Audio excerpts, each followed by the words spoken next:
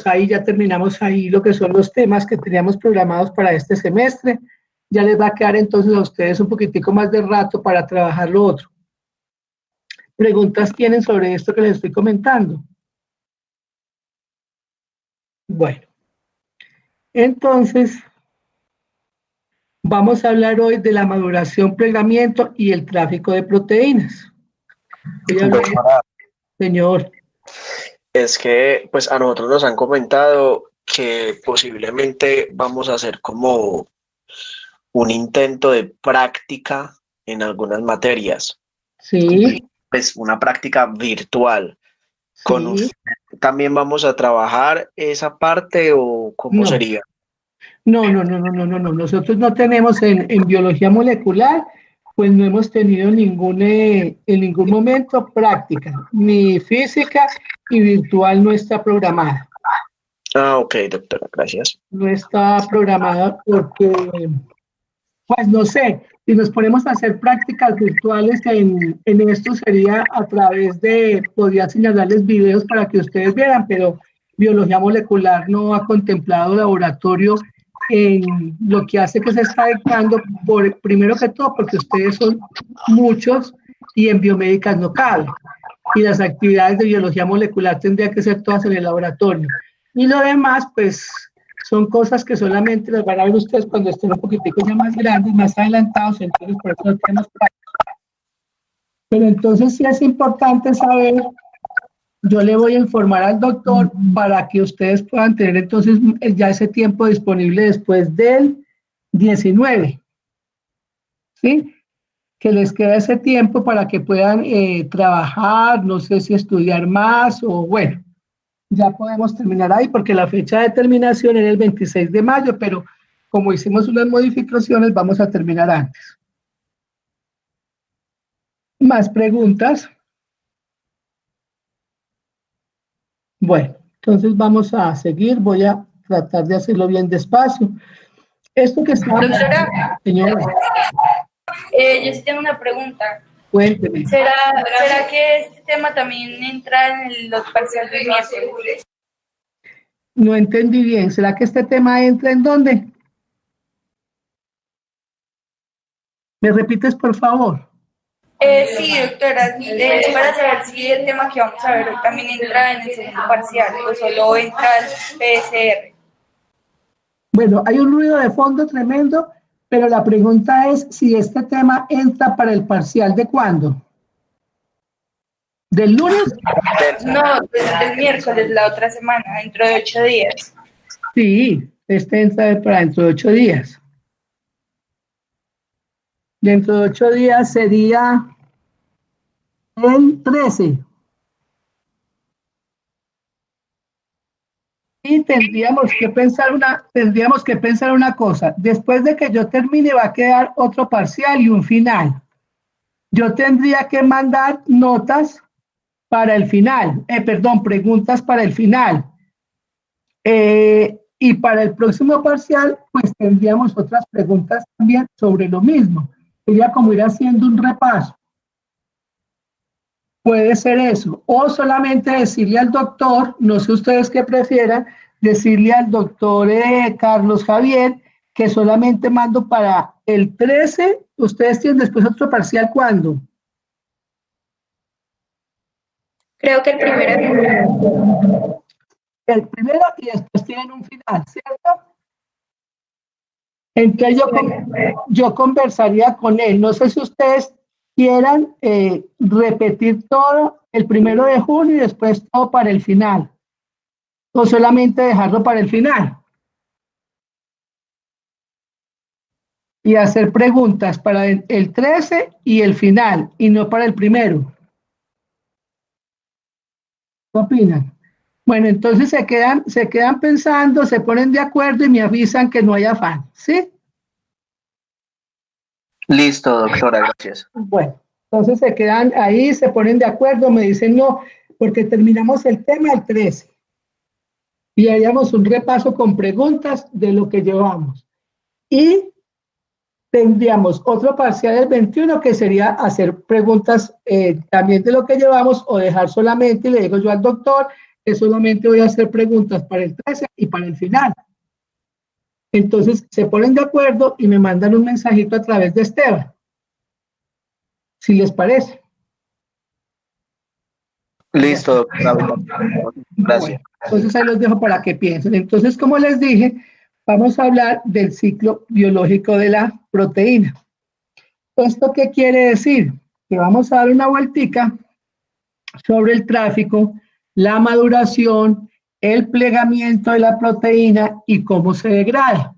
Porque todo esto pues va a tener, esto se va dando más o menos en 1 o 2 días, por ponerle unas horas, y es importante que entonces sepamos cómo caminan estas proteínas. Entonces, ¿qué incluye la vida proteína? Como les estaba contando, incluye un tráfico. ¿Qué es el tráfico? Desde que la proteína se está formando hasta que va a su sitio donde va a actuar. Pero en ese tráfico va a sufrir una modificación que la va a madurar. Ustedes saben que una cadena de polipéptidos, lo primero que va saliendo del ribosoma, pues es una serie sí, de aminoácidos, unos tripletes que van a ir conformando aminoácidos, pero que en sí no van a cumplir ninguna función porque no tienen conformación. Las proteínas, cuando estamos trabajando con ellas, nos vamos a dar cuenta ahorita que tienen unas conformaciones distintas que las van a lograr realizar para poder cumplir la función. Las proteínas son muchísimas en una célula, muchísimas, y ustedes ya lo saben. Y estas conformaciones va a depender, por ejemplo, que puedan ser anticuerpos, que puedan ser receptores en la célula para distintas enzimas, que puedan permitir la entrada de sustancias a la célula y salidas de la célula por sus poros, por las porinas. Entonces, cada una tiene su función y necesita una maduración y una conformación especial. Y entonces, en este tráfico va a sufrir una modificación y va a sufrir el plegamiento que le va a permitir cumplir la actividad para la que está programada. Entonces, de las funciones de las proteínas tenemos que van a servir para regulación, de señalización, de transporte. A ver si aquí puedo mostrarles. Bueno, de transporte, para hacer catálisis, el movimiento, para la estructura. Entonces, todas esas funciones van a requerir que la proteína tenga unos sitios para que la reconozcan, pero esos sitios de reconocimiento se dan a través de su conformación. Entonces, como les venía diciendo, la síntesis proteica no termina con la liberación del polipéptido. Aquí tenemos lo que ustedes ya han visto. Aquí tenemos la secuencia y aquí va saliendo este polipéptido que así tal cual como va saliendo no va a cumplir ninguna función, está siendo apenas como la estructura primaria de la proteína.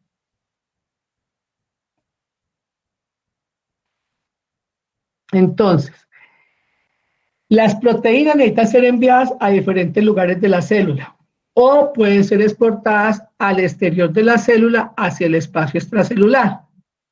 Entonces, ¿cómo es que la proteína correcta llega a los lugares correctos? Que nosotros no podemos tener proteínas que vayan llegando a localizarse donde puedan. Cuando dan este tipo cuando se empieza a, digamos, a producirse proteínas mal conformadas que van llegando a sitios que no son lo que les corresponden, entonces ahí vamos a tener un problema funcional, biológico, que nos puede interrumpir procesos necesarios, tanto dentro de la célula como en el organismo. Entonces, el destino de la proteína está marcado por las secuencias del propio polipéptido. A ver, ¿quién me puede contestar? ¿Quién da esa secuencia del polipéptido? ¿Quién cree que da esa secuencia del polipéptido? No tengo aquí el chat, entonces de pronto alguno que pueda hablar sin ningún problema. ¿Quién me da la secuencia del polipéptido? pues la replicación, transcripción y Sí, pues, pero traducción. ¿de qué? Eso es ¿Lo podría cierto. repetir? La secuencia del polipéptido, ¿quién me la da? El ADN, ¿El ADN? ¿no? El ARN mensajero. ARN. El ADN, exacto, cuando se está expresando y pasa a ser un RNA mensajero. Listo. Entonces, ¿eso qué me quiere decir? Que esa es la expresión de un gen. ¿Sí? Muy bien. La expresión del gen, el gen está compuesto con ADN, pasa a un RNA maduro y es el que me va a dar la secuencia de esa proteína en el ribosoma para sacarme el polipéptido. Por lo tanto, si yo tengo un problema de genes, un problema genético, entonces voy a tener dificultades para el destino de la proteína o para que se produzca esa proteína. Estos problemas, si son de ADN, son problemas genéticos. La persona que trabaja en enfermedades raras, ¿sí?, que son bastante complicadas y usualmente son problemas de metabolismo, es la doctora Landázuri. Ella tiene en su laboratorio, allá en el primer piso donde ustedes ya han pasado, ella trabaja con este tipo de problemas metabólicos. ¿Por qué? Porque entonces o no se expresa ese gen para sacar las proteínas que son que se van a convertir en enzimas para procesamiento de productos en el organismo, ¿sí?, o van a quedar mal conformadas. Entonces, por eso es importante que las proteínas correctas lleguen al lugar correcto. Bueno, entonces, en la célula eucariota, la ruta comienza desde que se está produciendo el polipéptido hasta que logra alcanzar su localización intra y extracelular para ejercer su función. Esta ruta está ligada con la maduración y el plegamiento del polipéptido, que ahorita lo vamos a ver. Por eso, cuando estamos hablando de nutrición, ¿sí?, es tan importante este componente para la formación de todas las estructuras del organismo. Por eso hablábamos con ustedes al comienzo, la malnutrición, ¿a qué me va a llevar? Me va a llevar a problemas articulares, por ejemplo, por las proteínas, me va a llevar a problemas de piel, problemas musculares, todos ese tipo de problemas que son relacionados con la malnutrición y con el que yo pueda asumir todos los recursos que necesito para formar mis polipéptidos y mis proteínas, están tremendamente asociados con este nivel nutricional, independientemente que esto yo va a tener otras patologías, pero el nivel nutricional es el que me va a dar todas las herramientas para yo poder formar mis proteínas para poder trabajar. Por eso las dietas que se manejan son tan complicadas a veces cuando las personas dicen, no, yo voy a hacer unos ayunos así, unos ayunos así, el organismo empieza a consumir unas grasas, empieza a consumir un tipo de tejido, pero después va a terminar consumiendo músculo para poder recoger todo lo que necesita para formar sus proteínas. Entonces, los aspectos nutricionales, yo ya les había comentado, son de los más importantes en este trabajo proteico que necesita el organismo. Ya habíamos comentado, pacientes hospitalizados, pacientes que estén, por ejemplo, en una UCI, todos esos alimentos hay que dárselos de distinta manera y se les dan organizados para que puedan tener un consumo, un recibir extra de proteínas para poder trabajar en el organismo y poder salir al otro lado de este tipo de pacientes. Bueno, entonces aquí tenemos que hay unos comportamientos que están implicados en todo este proceso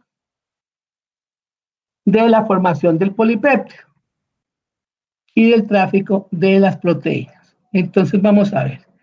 Tenemos el retículo endoplásmico. Puede ser liso, es liso y rugoso.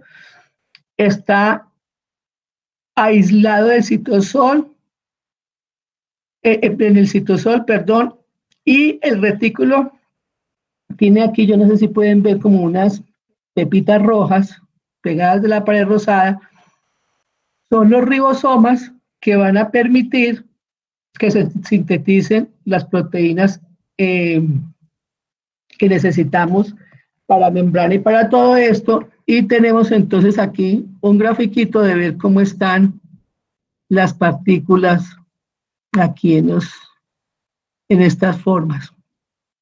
Esto, como está pegado al núcleo, ustedes tienen que, pues al lado del núcleo, las proteínas, el RNA mensajero va a empezar aquí a utilizar estos ribosomas para trabajar y producir el polipéptido. Bueno, tenemos también entonces como otro organelo, tenemos, perdón, vamos a encontrar aquí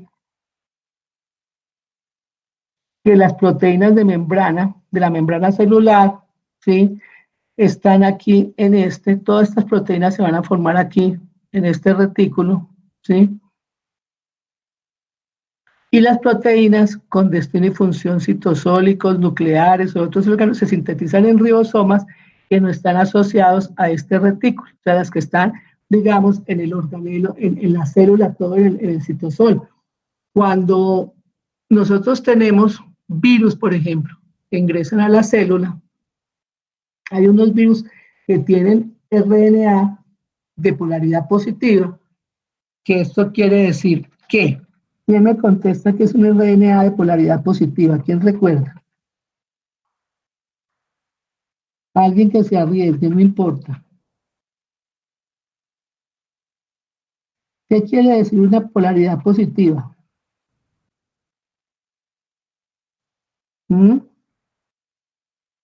¿A qué se asemeja un RNA de polaridad positiva? ¿Quién se acuerda? Doctora, eso no es cuando el virus va a entrar directamente a replicarse sin necesidad de hacer cambios en el ADN. A ver, la primera parte sí, pero me metiste un ADN que no tiene por qué estar ahí. Si el virus, es RNA, quiere decir que va a entrar así y ese positivo le da la característica de que es un mRNA mensajero, ¿sí? ¿Qué es un RNA mensajero? Pues ustedes ya recuerdan que es el que me trae toda la secuencia, está maduro y se puede replicar por la RNA polimerasa que va a encontrar, ¿sí?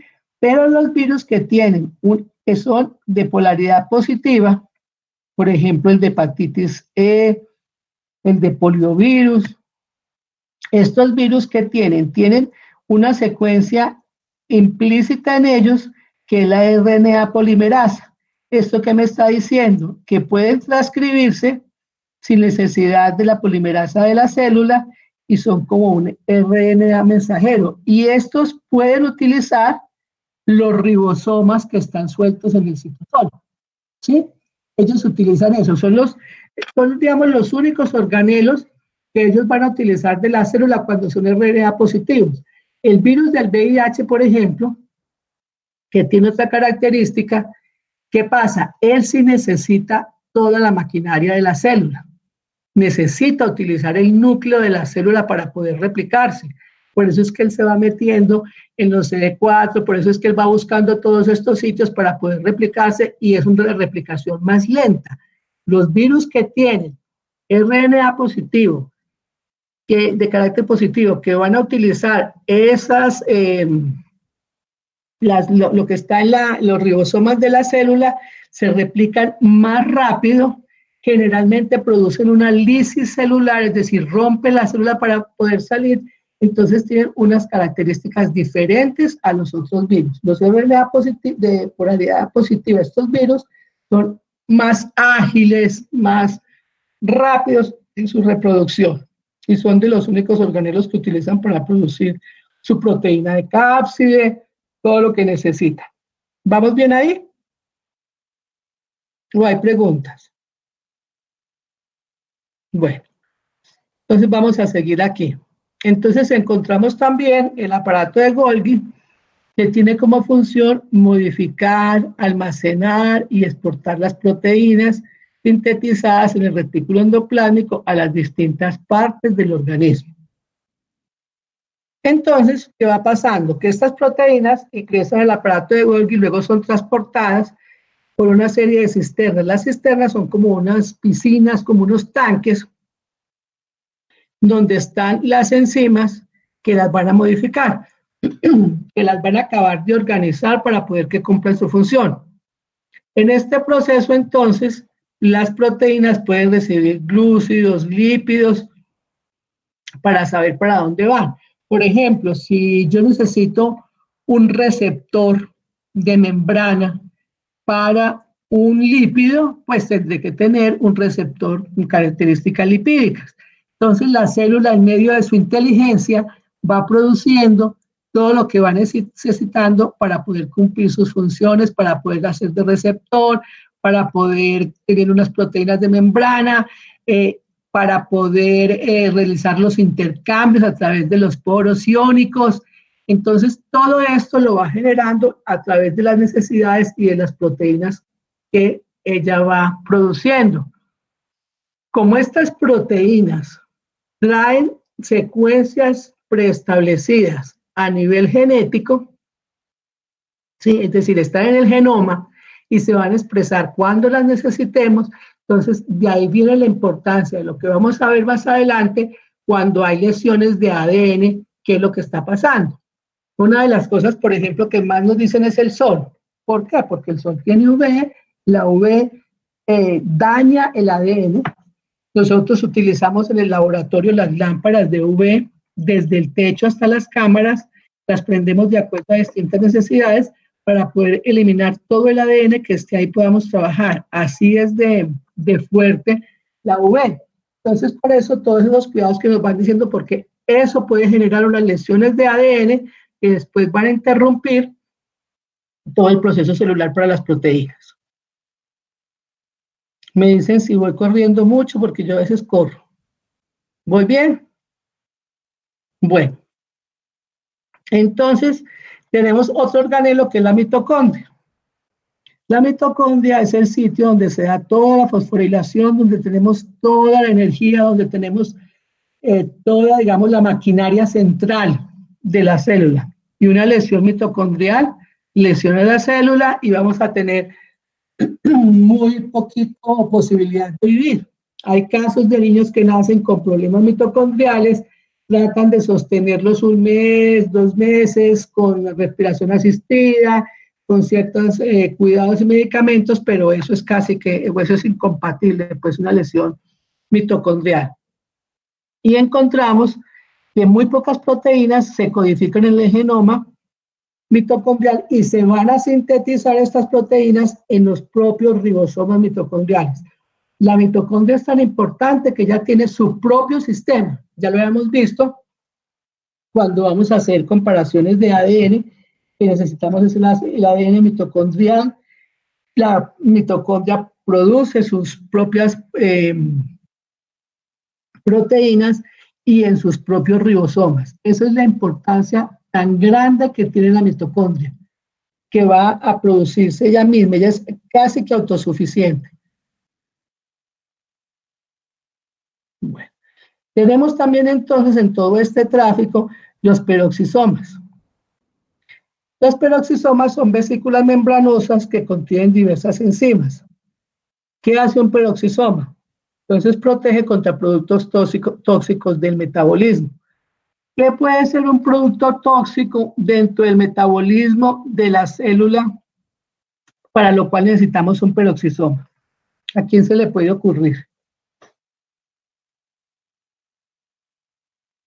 ¿Qué produce la célula o qué se produce en el organismo o a nivel de matriz extracelular que necesitemos el peroxisoma para evitarnos unas lesiones más graves? ¿Amonio? Pero sí, puede ser todo eso, pero bueno, el amonio se sale por otro lado, pero por ejemplo en este caso sería con los procesos apoptóticos, ¿sí? ¿Qué diferencia hay en una muerte celular apoptótica y en una muerte celular por trauma? En una es programada y en la otra se da indistintamente y comienza a repartirse por todas las células y pues por otra parte genera inflamación. En cambio, la apoptótica es programada por el mismo sistema, por así decirlo, pues inmune, ¿sí? Que pues sí, programa esa muerte celular. Muy bien. La célula, entonces, cuando recibe una señal de que en su interior se está produciendo algo, llega a una muerte celular programada. Y estos cuerpos apoptóticos, muy bien como lo dicen, que van a quedar después de que se realiza la apoptosis, tienen que ser degradados, ¿sí? Se van a degradar por los lisosomas porque si no tendríamos lo que pasa en un trauma exactamente, que van a quedar una cantidad digamos, de corpúsculos, de sustancias libres, que es lo que desencadenan las cascadas de la inflamación, que van a llegar de pronto a procesos de necrosis, todo eso es lo que produce el trauma. Muy bien, entonces estos peroxisomas nos van a ayudar a muchas cosas, nos pueden ayudar a eso. Por ejemplo, también tienen otra función y es que si puede entrar un virus a la célula y es un virus que tiene una cubierta lipídica sobre su proteína, a ver si se pueden imaginar, tengo un círculo que me va a reemplazar el virus. Tiene una cubierta proteica, ese ARN viral, y por encima hay una cubierta lipídica. Pero para que él pueda liberarse, necesita sacar de sí o quitarse esa cubierta lipídica. Y esos lisosomas, todo ese cuerpo que hay ahí, lo van a recibir, le quitan la cubierta lipídica y lo dejan libre y ahí es cuando el virus puede soltar su RNA. Entonces, por ejemplo, también esta es una parte que el virus va a utilizar cuando va a estar dentro de la célula, ¿sí? La confunde en ese sentido y puede ingresar. Es que los virus son muy inteligentes y utiliza esa parte de la célula para que le quite la cubierta lipídica y lo deje libre. Entonces los lisosomas son los que van a contribuir a hacer, como digamos, o toda esa limpieza de las células que van a degradar todo lo que no necesita la célula, o también van a permitir muchas veces la liberación del ARN viral para que pueda trabajar. Bueno, entonces ya estamos en el citosol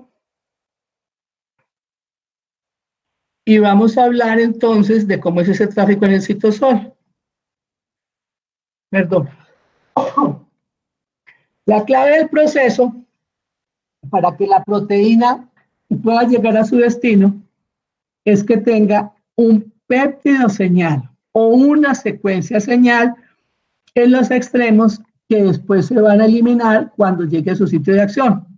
Entonces, cuando se está formando la proteína, ella va a tener un péptido que se va a pegar a su comienzo y va a dirigir el tráfico de la molécula hasta los distintos comportamientos de la célula. ¿Sí?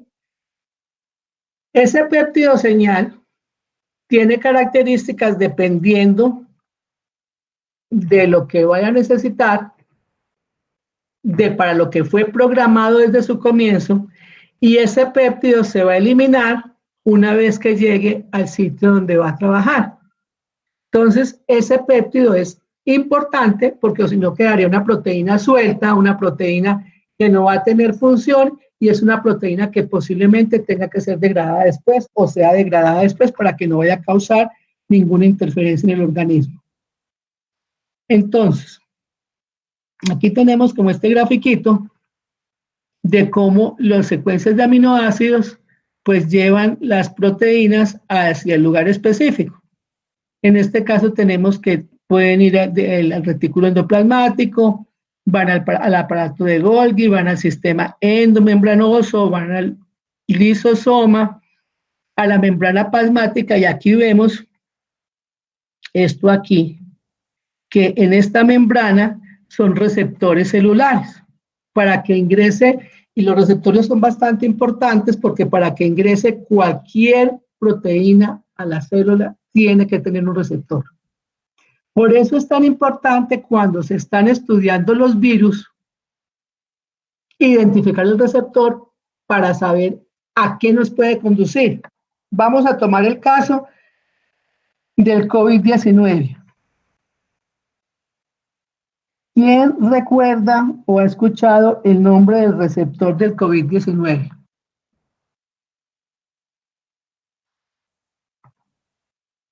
¿Alguien lo tiene presente? Bueno, El receptor del COVID-19 es el receptor de la ECA, el mismo receptor de la ECA, de la enzima convertidora de angiotensina. ¿Usted la han oído nombrar? Bueno, entonces, no la han oído nombrar, pero es una enzima de la cual no vamos a hablar ahorita, porque si es convertidora de angiotensina está hablando de procesos de presión arterial. ¿Sí? Entonces, como las células tienen receptores ECA, ¿sí?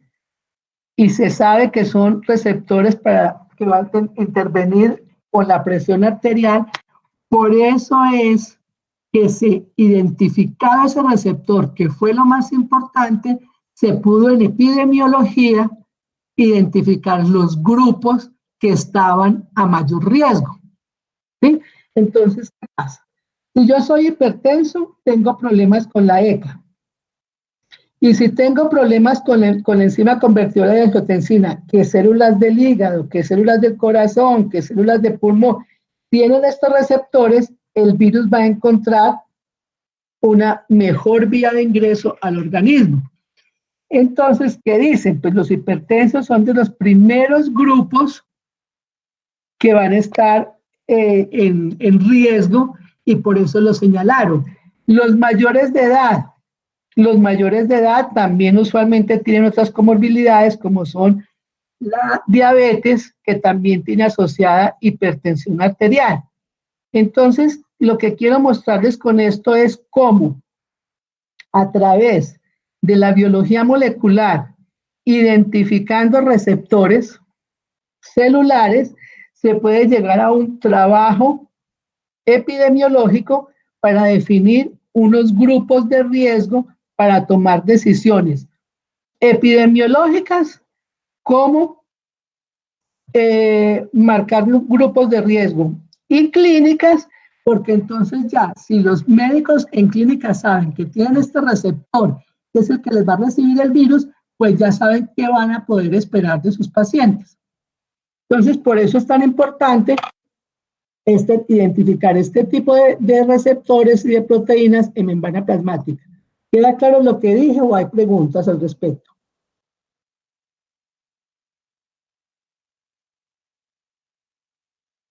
Bueno, entonces, por eso nosotros tenemos centrado todo el funcionamiento en nuestras proteínas. Vamos a tener formas de secreción, proteínas de secreción. Las proteínas posiblemente todas, posiblemente no todas, no pueden salir solas, tienen que llevar sus mecanismos, tienen que llevar poros. Tenemos los lisosomas, que son los que se van a consumir todo lo tóxico. Entonces, todas las proteínas conformadas por unas secuencias de aminoácidos que son expresadas por los genes que tenemos en nuestra secuencia de ADN, van a tener una función específica. No hay ninguna proteína que se vaya a hacer porque sí. Las proteínas, recuerden que siempre van a ser el resultado de una expresión de un gen, para lo que sea, la función que tengan que cumplir. Entonces, ¿qué vamos a tener cuando se modifican o se maduran los polipéptidos? Que dijimos que eran por allá unas cisternas, entonces vamos a tener que volverlos funcionales. Sale, por así decirlo, la tirita de polipéptidos, que ya tenemos la imagen, la que va saliendo con el ARN mensajero, está con el ribosoma. Entonces, en la parte pequeña del ribosoma, entonces va saliendo un polipéptido que necesitamos que se madure. Así como se madure el ARN mensajero, que necesitamos quitarle unas cosas, dejarlo solamente en los exones, ponerle la caperuza, ponerle la cola polida, todo eso sí tenemos que madurar el polipéptido. Entonces, ¿qué necesitamos? Que se fosforile, por ejemplo, es un mecanismo regulador de la actividad de proteína, que se hidroxile para poder trabajar, que se acetile para que aumente la resistencia a la degradación. Nosotros tenemos acetilación, por ejemplo, en la RNA, cuando le colocan las colas poli-A. La metilación, para que esté en la actividad de las histonas, que es donde vamos a tener todo ese ADN organizado, y la glucosilación para las proteínas de membrana. Hay los receptores de membrana, hay muchos receptores virales, están trabajando con estos complejos glucosilados. Entonces siempre vamos a tener, dependiendo de todo el trabajo que vayan a realizar las proteínas, una modificación que va logrando en el camino que ya mencioné antes dónde era. Bueno, entonces, ¿qué necesitamos? Necesitamos que la proteína tenga una forma que le dé capacidad de realizar la actividad biológica. Entonces, cada una posee una única estructura tridimensional. Esa es la característica de la proteína. Tiene que ser única para poder cumplir la función para la cual fue programada.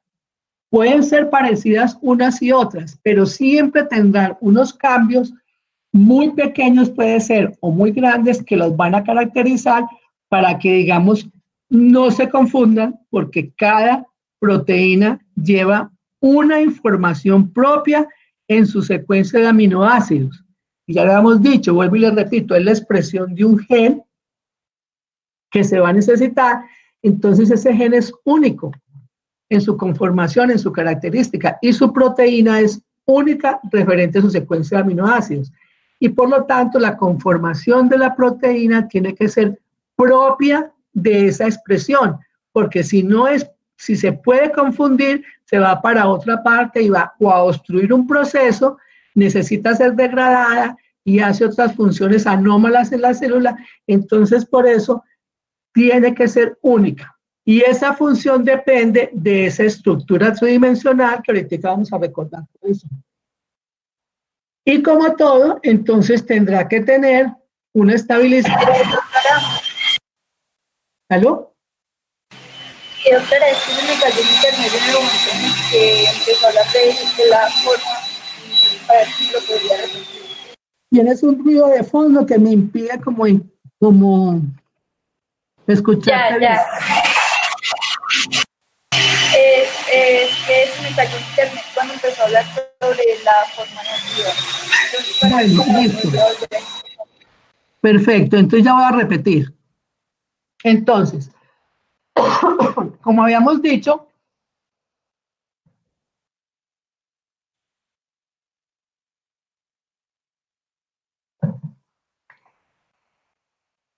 vamos a devolvernos para hablar de la forma nativa. Tenemos en el ADN una secuencia de genes. Ese gen se va a expresar y entre todas las expresiones va a salir un RNA mensajero.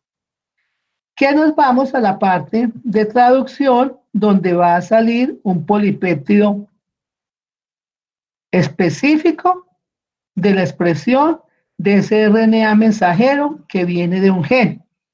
Entonces, la expresión de este polipéptido, ¿sí?, va a dar un tipo de estructuras que son la primaria, la secundaria, la terciaria, que es una estructura tridimensional que le va a permitir llegar al sitio para trabajar en lo que necesita, para poder cumplir su función.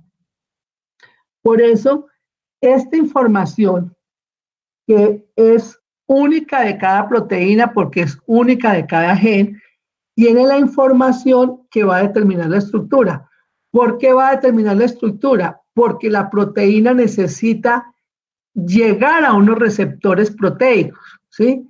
Y esa llegada ya, a donde va a cumplir su función, va a exigir de ella una estructura propia, una estructura que no se confunda.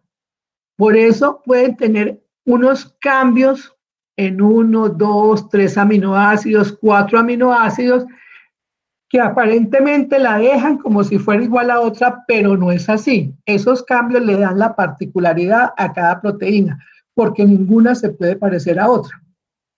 Inclusive, cuando nosotros tenemos los anticuerpos, pueden tener una forma similar, pero en la parte en que van llegando a captar el antígeno, a neutralizar el antígeno, ahí cambian de acuerdo a la característica del antígeno. Entonces, cada proteína tiene una característica propia y esa característica propia se la va a dar la estructura tridimensional. ¿Por qué la estructura tridimensional? Porque ahí es donde se va a plegar a tener la conformación que necesita para cumplir su función. Porque si queda una tira ahí de un polipéptido, pues eso no nos va a decir nada, eso no va a llegar a ninguna parte ni va a producir ninguna función. Y esa estructura tridimensional la van a dar fuerzas no covalentes y los puentes disulfuro para que se pueda organizar. ¿Quedó claro? Sí, doctora, muchas gracias. Bueno, entonces vamos a seguir. Entonces aquí tenemos estos puentes disulfuro, estas uniones iónicas, los puentes de hidrógeno y una interacción hidrofóbica. La parte hidrofóbica es la que va a permitir que la estructura de la proteína, ¿sí?, que aquí en este caso ya es la estructura terciaria, se conserve y no sea dañada, por así decir así, por el medio en que está la proteína para que pueda llegar a su función. Digamos, toda esta parte de aquí la va a proteger, eso van a ser puentes, digamos, difíciles de romper en el citosol, entonces van a permitir que ella pueda llegar a su cometido. Bueno, entonces, ¿cómo se pliegan las proteínas? ¿Cómo vamos a lograr que una proteína pueda tener todo esta conformación y pueda llegar a hacer su trabajo? Vamos a tener unas proteínas que están implicadas en el plegamiento, perdón, que son las carabinas moleculares. ¿Qué van a hacer estas carabinas? Pues se van a unir a esta proteína para evitar el plegamiento incorrecto y las interacciones con otras proteínas del medio intracelular. Es decir, son las que van a proteger que se junten, por así decirlo, se metan con otras para que dañen su función. Y por eso es que a estas carabinas moleculares se las llaman chaperonas, ¿sí? Antiguamente siempre salían, y estos son ejemplos así coloquiales, me va a salir un poquito ejemplos sociales que nos explican lo de las chaperonas. Cuando salían las parejas, siempre mandaban a alguien para que los acompañara, ¿sí? Teóricamente, estos acompañantes evitaban ciertas uniones en esas personas. Todavía no sé si van a salir ustedes y les preguntan quiénes van. Si van solos es un poquitico complicado, pero si usted dice no, vamos acompañados con tales, de pronto la salida es un poquitico más fácil. Esos acompañamientos son las chaperonas. Y estas chaperonas son las que van a acompañar las proteínas para que no tengan plegamientos incorrectos o tengan interacción con otras proteínas del medio intracelular. ¿Yo entendía la función de las chaperonas? Pueden ser chaperonas o chaperoninas. Aquí vamos a ver el gráfico, ¿sí? Aquí tenemos estas proteínas, una proteína de shock térmico, ¿sí?, que es la proteína HSP70. ¿Por qué se llama de shock térmico? Porque estas proteínas en cultivo han demostrado que suben la temperatura cuando tienen ciertas interrelaciones en el cultivo, en el medio. Entonces, por eso se quedaron así. Aquí tenemos entonces las chaperonas y aquí están las chaperoninas. Entonces, estas proteínas van a estar aquí ayudando a que el polipéptido que sale de aquí, de estos ribosomas, ¿sí?, cuando empieza a salir, va a tener unas chaperonas que lo van a acompañar para que pueda lograr su conformación, y cuando tiene todo el apoyo de las chaperonas, pasa por estas chaperoninas y entonces sale con la conformación que se necesita.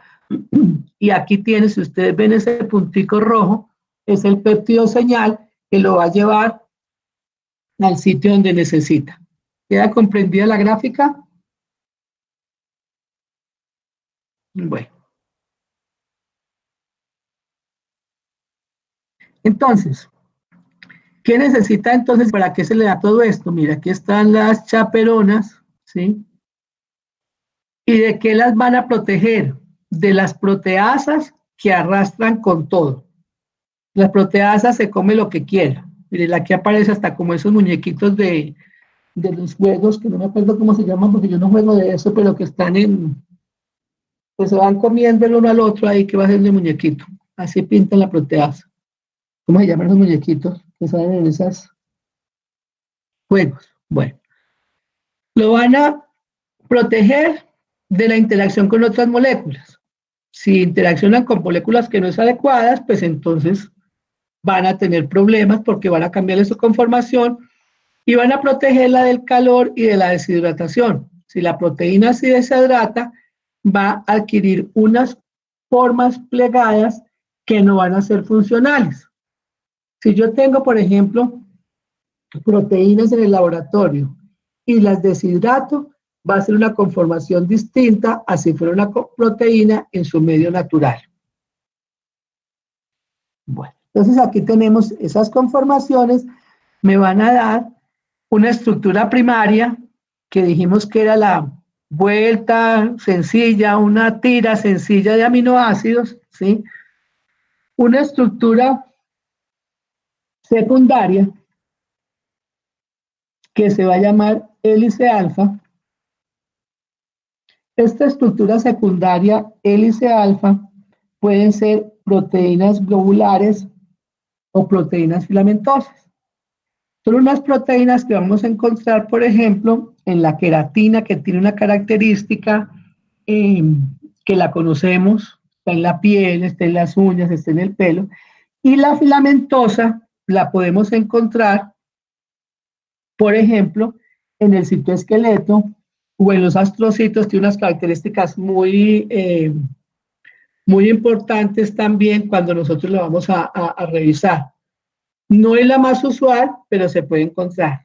Tenemos la estructura terciaria, cuando ya tenemos toda la cadena polipeptídica aquí organizada, ¿sí?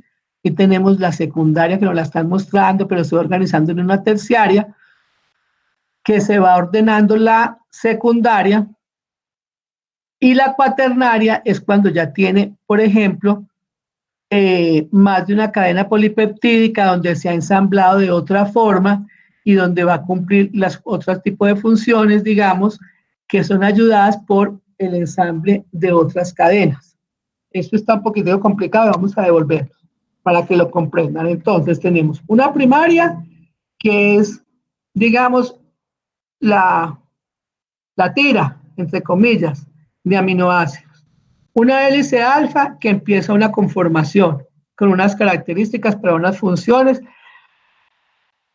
Una terciaria, que es cuando ya se va organizando la secundaria, va teniendo una conformación global y está ordenando la primaria y la secundaria. Es decir, ya aquí tenemos una conformación de todo lo que es esta estructura, y cuando ya vamos a encontrar una cuaternaria es que tenemos una disposición, una organización por proteínas formadas por más de una cadena polipeptídica. ¿Sí? Bueno. Doctor, una pregunta. Dígame. Cada una de esas proteínas tiene una funcionalidad en específico, o sea, Sí. si está en forma primaria, está cumpliendo un objetivo y una función. O Pues, técnicamente sería el esqueleto, esa sería la sección. Exacto. Ahí no tiene función. Sí, Esa señora. estructura primaria, recuerden el grafiquito, ¡fum! Es la que va saliendo del ribosoma. Y listo. Y listo, él no hace nada, ¿cierto? Sí, señora. Pero entonces habíamos hablado antes que pasaba ¿a dónde? A los retículos, al endoplasmático, ¿cierto? Para ¿Cómo es terminar. el proceso? ¿Aló? ¿Es como el proceso, doctora? Sí, acuérdense que yo les había dicho que esto era un tráfico, ¿cierto? El tráfico está dado desde que sale del ribosoma hasta que llega a cumplir su función. Listo. Y en ese paso que va de cumplir, para cumplir su función, en ese camino que va saliendo del ribosoma este polipéptido, nos dice, él tiene un péptido señal, ¿sí? Él va a adquirir un péptido señal, que es el que le va a decir, mire, es la dirección que le van a dar a la proteína, que no se la dan en el camino, sino que la proteína ya la trae, o esa cadena de aminoácidos la trae desde que se expresó el gen, ¿cierto? Porque si el gen se expresa es porque tiene una secuencia, y es una secuencia que me va a producir o que me va a llevar a una proteína a través de la traducción. ¿Sí o no? ¿Eso lo tenemos claro? Sí, señora. Bueno, entonces, cuando sale esa estructura primaria, así como está, solamente me está dando una secuencia de aminoácidos. Yo con esto puedo decir, sí, mire, lisina, lisina, glicina, valina, leucina, alanina. Esto es una secuencia que corresponde a la expresión de tal gen. Pero ahí solamente me está dando una explicación de, por ejemplo, de qué gen se está expresando, no más. Pero yo necesito no solamente eso, sino que me vaya a cumplir una función. Y así como está en esta tirita, no va a cumplir ninguna función. Tengo entonces que llevarlo a una secundaria, que puede ser esta hélice alfa. Esta hélice alfa entonces va a tener una estructura que se puede quedar, por ejemplo, cumpliendo funciones como de queratina. Pero así tampoco la voy a necesitar solamente, ya cumple su función ahí. Pero cuando va a cumplir otras funciones proteicas, que son las mayorías, que pueden ser enzimas, que pueden ser de transporte, que pueden ser todas las que vemos en el grafiquito de allá, que pueden ser señales, entonces necesita tener una conformación que es la estructura terciaria, ¿sí? Me la va a ordenar. Esta terciaria ordena la primaria y la secundaria. Y así como está entonces, va a adoptar la forma en que va a llegar a cumplir su función. Está ordenada esta estructura. Pero voy a tener entonces una cuaternaria, digamos por decir, que es la final, cuando adopta más de una cadena polipeptídica que necesita para cumplir más funciones o más características, ¿sí? Pero eso también ya está programado, eso no se va a dar al azar. Entonces, por eso aquí vamos a encontrar, digamos, dos colores, ¿sí? Que es otra estructura de la proteína, ¿comprendido? Sí, señora. Doctora, la proteína cuaternaria sería como una especie de un complejo, Sí, un complejo proteico. Listo. Y este complejo proteico yo lo puedo trabajar en bioinformática. Y ya vamos a ver cómo allí en otra más grandecita. Bueno, allá alguien tenía otra pregunta por allá, pero que se ocultó con la tuya. Sí, yo. Cuenta. Este proceso se da en el tráfico, pero digamos, en todo... ¿cómo me explico? ¿En qué momentos? Sí, ¿en qué momentos? Se da en todo el tráfico, solo un momento específico y después empieza el tráfico. Vea, recuerden que cuando nosotros hablamos esto en biología molecular, lo hablamos así fragmentado, lo hablamos despacio, pero estos son momentos que se van dando en unos tiempos extremadamente cortos. Esto se va dando en momentos muy cortos a través de que ella sale. Acuérdense que el RNA mensajero está en el núcleo y el polipéptido sale por los poros nucleares, ¿cierto? Entonces, al salir por los poros se va a encontrar con los organelos que mencionamos ahora, con los que están diseñados para todo este tráfico, y a medida que va pasando, entonces se va conformando, se va organizando, empieza a pasar por el retículo endoplásmico, pasa el aparato de Golgi, y en cada momentico va sufriendo sus modificaciones, le van poniendo H o grupos, o le van poniendo, le van agregando productos, conformándolo con azúcares, con OH, con puentes de sulfuro, dependiendo de la necesidad. La misma estructura, la misma conformación del polipéptido es el que va a decir qué es la proteína que va a hacer y qué es lo que necesita que le pongan, digamos, que lo vaya conformando para tener una estructura secundaria para poder llegar a la terciaria. Esa señal él la lleva implícita. Y la célula, en su inteligencia celular, sabe que esta secuencia le va pidiendo lo que necesita para su conformación. Y todo esto se va dando durante este tráfico hasta que ya se va conformando el polipeptido hasta que llegue a cumplir su función. ¿Queda claro? Profe, una pregunta, doctora. Quisiera saber, ¿todas las proteínas llegan a estadio cuaternario o, digamos, hay algunas que de pronto en estadio secundario ya sean funcionales?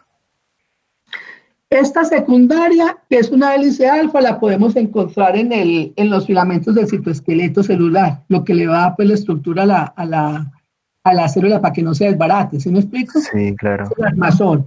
Bueno, lo podemos encontrar en otro tipo de célula, pero no son todas las células. La terciaria sí es la que va a cumplir el resto de funciones, por así decirlo. Esto va a estar lo podemos encontrar en queratina, este es un tipo de proteína específico, pero estas otras sí pueden cumplir múltiples funciones de estructura, de enzimas, de receptores, de pared celular, de la pared externa, de la pared interna. Estas sí van a cumplir. Y estas son otras conformaciones, digamos, como más especializadas, donde se desarrollan estas unidades. Listo, muchas gracias, doctora. Bueno, entonces aquí sí tenemos, mire, esta tan linda. ¿Sí? Entonces, cuando encontramos esto, ustedes por aquí van a ver unas cositas distintas. Yo no sé si están encontrando el señalador. Bueno, van a encontrar, perdón, van a encontrar unas conformaciones y esto es lo que se trabaja en bioinformática. Esto es todo un trabajo de computador, estas conformaciones que le dan. A ver si de pronto pueden encontrar aquí. No sé si ven que estoy señalando, aquí tienen como una figurita entre este azul y este verde, aquí tienen otra estructura, ¿sí? Entre estos amarillos, aquí pueden encontrar otro tipo de estructura, aquí hay otro. En todo esto se logra, estas conformaciones se logran después de mucho trabajo en bioinformática. Y cuando en bioinformática quieren trabajar estructuras, por ejemplo, esto se reconoce como está aquí.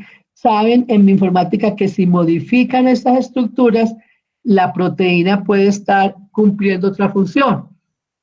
Entonces, cuando están trabajando, por ejemplo, en vacunas, cuando están trabajando en producir medicamentos, cuando están trabajando en inhibidores en inhibidores de cualquier tipo para virus, o de cualquier proceso, en bioinformática, en un computador, se hacen estas conformaciones y se empiezan a trabajar modificaciones, modificando la estructura y hacen todo el trabajo a ver cómo se va a comportar con otros receptores. Esto es lo que se llama in silico. Cuando van a hacer trabajos en el laboratorio también se hacen computadores, entonces esto es un trabajo in silico, para poder trabajar, por ejemplo, en péptidos antimicrobianos, ¿sí? Se saca un péptido, se le ve la conformación al péptido y se va a tratar de identificar cómo va a reaccionar haciéndole cambios frente a diferentes microorganismos que puedan ser patógenos. Esto, por ejemplo, lo trabaja el doctor Calles en la universidad, en el grupo de Egimol con el doctor John Carlos, lo trabaja con la doctora Lili, que ya está que se va a graduar también de su doctorado, lo trabaja con la doctora Lorena, con el doctor Leonardo. Se hacen este tipo de trabajos para saber si estas modificaciones que se le pueden hacer en el computador, cómo van a reaccionar en el computador frente a ciertos microorganismos. Entonces, todas estas estructuras se conocen para poder trabajarlas. Bueno, entonces, siguiendo ya con nuestro tráfico, hay un recambio de proteínas. Este recambio de proteínas está evitando que se acumulen en la célula. ¿Sí? Hemos hablado desde el comienzo que todos estos procesos moleculares son los procesos más económicos que pueden tener la célula. Ella está pendiente de que utilice lo que necesita y lo demás se degrada. Y lo degrada, lo vuelve a sacar aminoácidos, lo vuelve a sacar, lo degrada de tal manera que después la célula lo pueda volver a trabajar. Entonces, ¿cuánto se demora? Más o menos 2 días una proteína en ser degradada.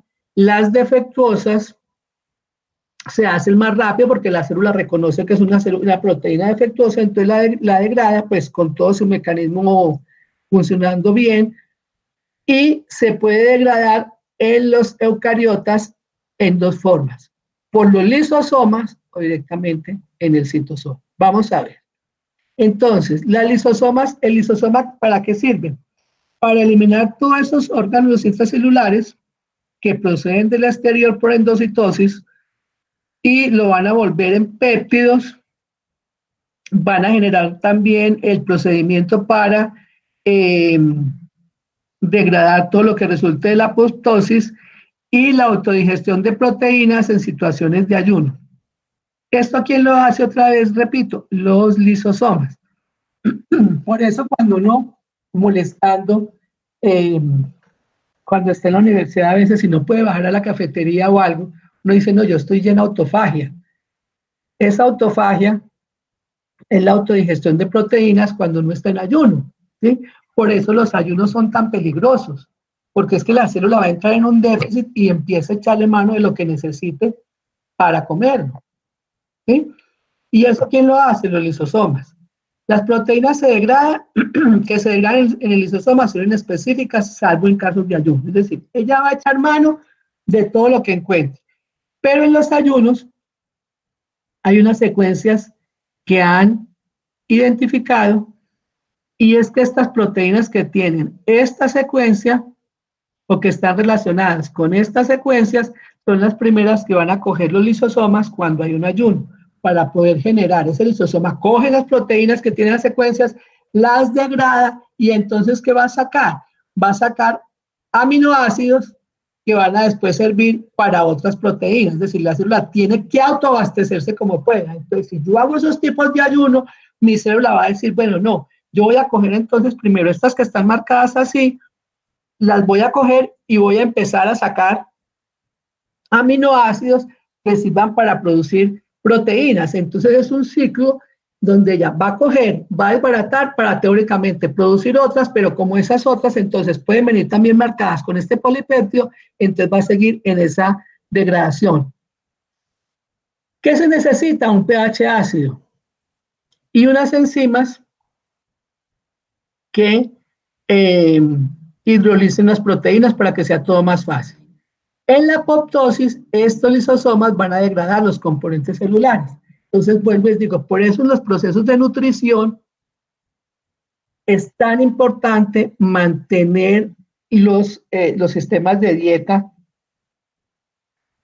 al día, que no van a tener problemas de ayuno. Por eso todo el mundo dice, no, es que yo voy a ayunar tantos días porque es que así adelgazo. Pues claro que yo adelgazo. Y si estoy de buenas, pues en 3 o 4 días voy a empezar a notar mi baja de peso. Pero todos esos ayunos están relacionados con la actividad celular que tiene que realizarse. Entonces, por eso siempre se dice pilas con el manejo nutricional porque vamos a tener problemas. Y hay otra, que es la degradación citosólica, que es en la que termina la mayoría de las proteínas y que tiene 3 fases. La detección de las proteínas que se van a degradar, cómo se marcan y degradarlas. ¿Sí? Aquí decimos que se marcan para morir las proteínas. ¿Y esto cómo se hace? Por la ubiquitinización. Entonces, devolviéndonos un poquitico, tenemos unas que coge el lisosoma. El lisosoma se come lo que necesita y lo que encuentre que no necesita por ahí. Por eso a veces cuando las personas o los amigos de uno comen mucho, dicen, no, este parece un lisosoma. Todo lo que se le atraviesa, bueno, maluco, como sea, frío, caliente, se lo va a comer. Pero hay otra que está en el citosol, que es la ubiquitinización. Y esa es la unión de la ubiquitina, que es una proteína con esta conformación, que se va a pegar a la proteína que se va a degradar. Es decir, la va a marcar y le va a decir, yo la marco y usted va a pasar a una degradación. Eso se da en el citosol. Es pequeña, es muy estable, es ubicua en todas las células eucariotas, está muy conservada. Y aquí hay una cosa importante que dice, las más diferentes se distinguen, solo 3 aminoácidos.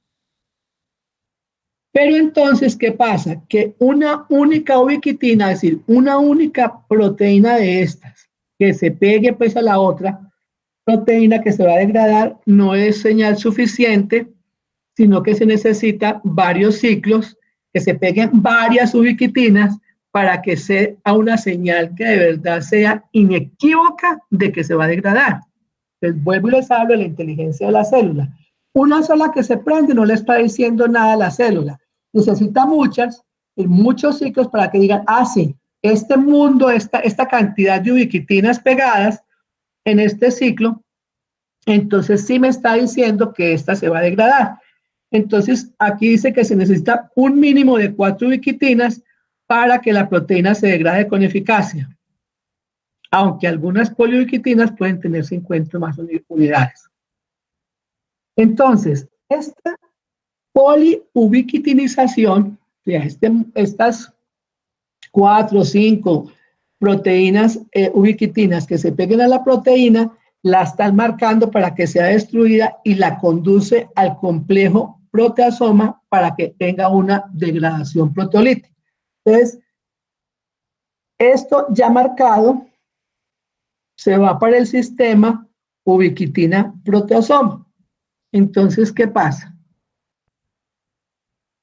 Que si aquí hay una proteína que por algún estrés, aquí dice que calor, por radicales libres, por una lesión, por rayos ultravioleta, etcétera, se va a desconformar o a hacer unas características que no sean funcionales, puede llegar, ¿sí?, a la muerte celular. Pero si esta proteína tiene sus chaperonas, pues va a llegar a una conformación si no tiene ningún problema. Pero cuando yo la ubiquitino, yo digo la célula, o sea que aquí tenemos en estos punticos rojos, cómo se va pegando aquí, ¿sí? Si no llegó a muerte celular, entonces, cómo se va pegando aquí, la lleva al complejo proteosoma, y entonces este complejo, ubiquitina proteosoma, que está aquí representado gráficamente como una canequita, un tonel, donde va a degradar todo, lo pasa a fragmentos polipeptídicos. ¿Comprendido? Entonces, la conformación de la proteína puede ser que no sea funcional y pase por este sistema, o una proteína que después, por las chaperonas que la van a organizar, entonces la puedan sacar. Pero este sistema de aquí se llama ubiquitina proteosoma. ¿Quedó entendido? Sí, señora. Y este va a ser como el tráfico final, la finalización de esa ruta que tiene la proteína. Cuando cumple su función, cuando necesita ser degradada, desde que nace hasta que ya le vamos a llegar a una degradación. ¿Quedó comprendido? ¿O hay preguntas? Bueno. Señora. Señor. Aquí estoy pendiente otro momentico. Bueno, si no hay preguntas, entonces dejamos aquí y nos vamos a ver con el otro tema, entonces, la semana entrante. Y por favor, entonces, se ponen de acuerdo, me comentan si tenemos las preguntas del parcial de 13 y dejamos hasta las preguntas del final, o ustedes quieren nuevas preguntas de biología molecular para el parcial que se dé en los primeros días de junio. Y me mandan un mensajito a través del representante. Listo, doctora, muchísimas gracias. Bueno. Doctora, qué pena, ¿me puede confirmar cuántos temas faltan? Faltan 2 clases, la del 2 y la del 19. Ah, bueno, listo. Porque teóricamente terminábamos el 26 de mayo, ¿cierto? Sí, señora. Hasta ahí teníamos programada, pero con el reajuste que quité unos temas que eran solamente informativos, entonces vamos a terminar el 19. Pero o sea que para el tercer parcial, pues si decidiéramos, digamos, poner preguntas... el parcial es el 13. El tercero, el que viene es el segundo. Ah, el que viene es el segundo. Entonces, sí, quedarían 2 parciales. Ah, no, pero un momentico, yo pensé que era el tercero ya. No, no señora, todavía no. Ah, no, entonces sí tenemos que hacer. Entonces vamos a hacer una cosa, yo estaba confundida. Entonces tenemos para el tercer parcial, para el segundo parcial de 13, entonces borren lo dicho porque yo pensé que ya llevamos 3 parciales, entonces no podemos hacer lo que tenemos. Entonces, para el parcial de 13, pregunto lo que hemos visto desde, ustedes tuvieron parcial, ¿cuándo fue el último parcial? ¿El primer parcial fue cuándo? ¿Quién me recuerda? Hace 15 días, doctora, el 22. Y hace 15 días, entonces vimos un tema, ¿cierto? Para hace 15 días teníamos apenas un tema.